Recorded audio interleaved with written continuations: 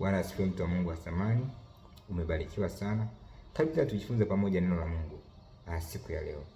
Mtu wa Mungu, kinachotufanya tuhesabiwe haki sio matendo, ila ni imani.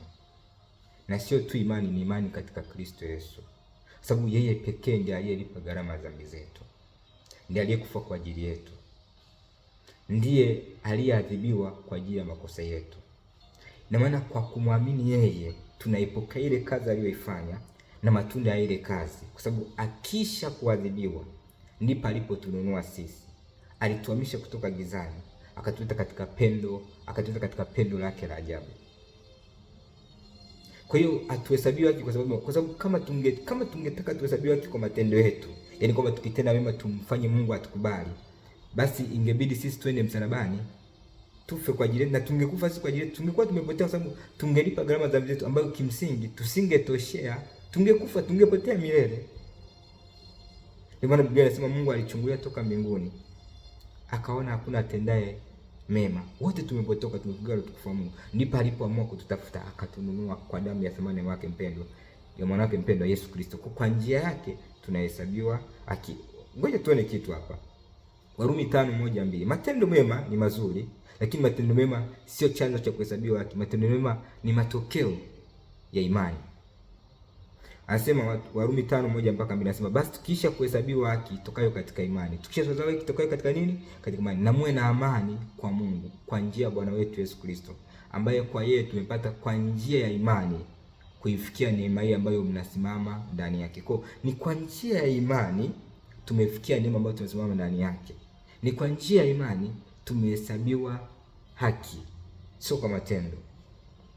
Anasema hii ambayo mnasimama ndani yake na kufurahia katika tumaini la utukufu wa Mungu. Na hiyo haki tunayosemea ni haki gani? Ni haki ya kuzaliwa mara ya pili, haki ya kufanyika mwana wa Mungu, haki ya kusamehewa dhambi, haki ya kuketishwa pamoja na Kristo. Anasema vizuri, kwa mfano katika kitabu cha Petro wa kwanza 2:9 anasema bali ninyi ni uzao mteule, ukuhani wa kifalme, taifa takatifu, watu wa miliki ya Mungu, mpate kuzitangaza fadhili zake yeye aliyewaita mtoke gizani mkaingie katika nuru yake ya ajabu.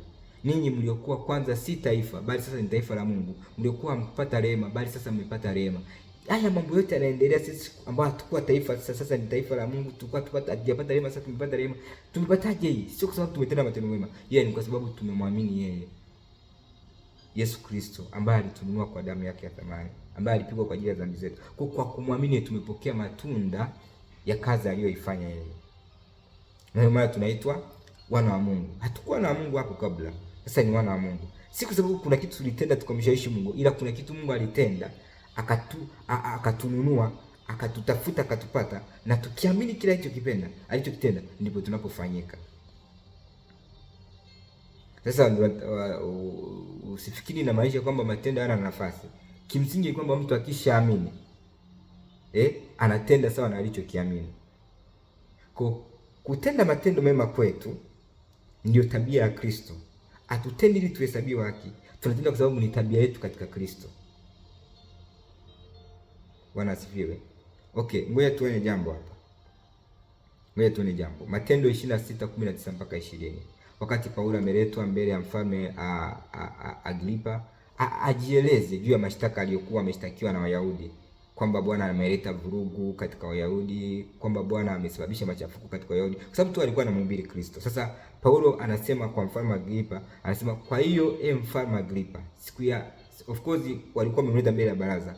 Festo alikuwepo kama liwali na mfalme Agripa alikuwepo na baadhi ya watu wakuu walikuwepo.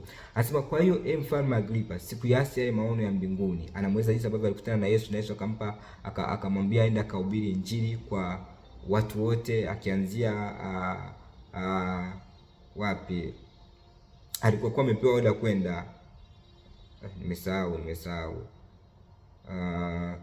Dameski, akianzia Dameski aende Yerusalemu na kote mpaka misho ya dunia. Basi anasema Matendo 26:19-20, anasema kwa hiyo mfalme Agripa, sikuyaasi yale maono ya mbinguni, bali kwanza niliwahubiri wale wa Dameski na Yerusalemu na katika nchi yote ya Yahudi na watu wa mataifa, kwamba watubu na kumwelekea Mungu, wakiyatenda matendo yapatanayo na kutubu kwao.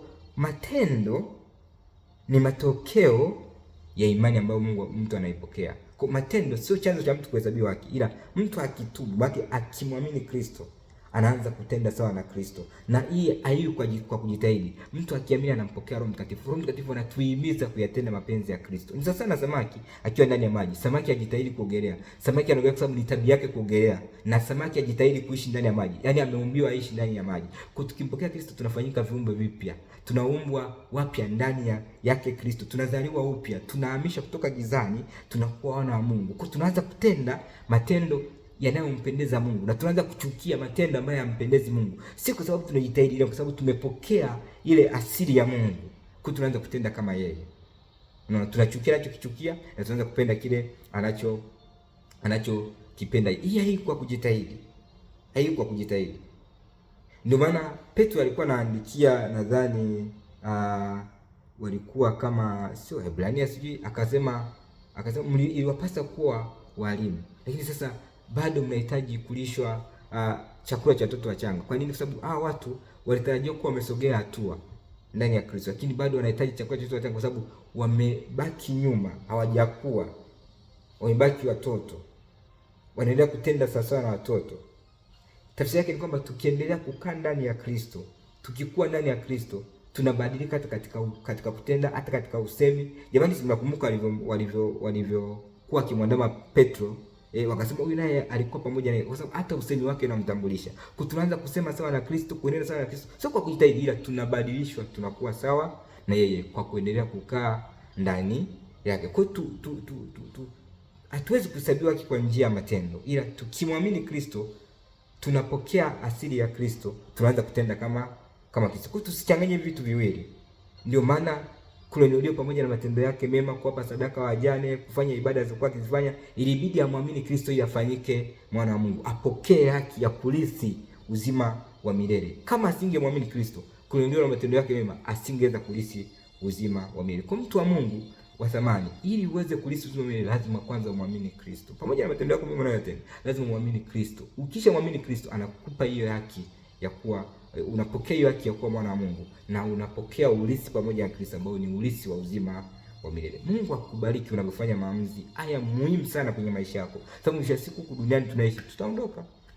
Uhakika wa maisha yako ni kwa sababu unaye huyu Yesu. Na hakuna uhakika mwingine isipokuwa kwa Yesu ambaye alishinda mauti, na mauti haikuweza kumkamata. Na mpaka katika historia inaonyesha wazi kwamba kaburi alilozikwa Yesu liko wazi. Iko wazi. Kwa kama liko wazi, tafsiri yake yeye ndiye mwenye nguvu ya uzima wa milele. Kwa njia ya kumwamini yeye, tunapokea uzima wa milele. Mungu akubariki sana, na uendelee kubarikiwa unavyozidi kusimama na kuimarika katika Kristo Yesu. Umebarikiwa sana.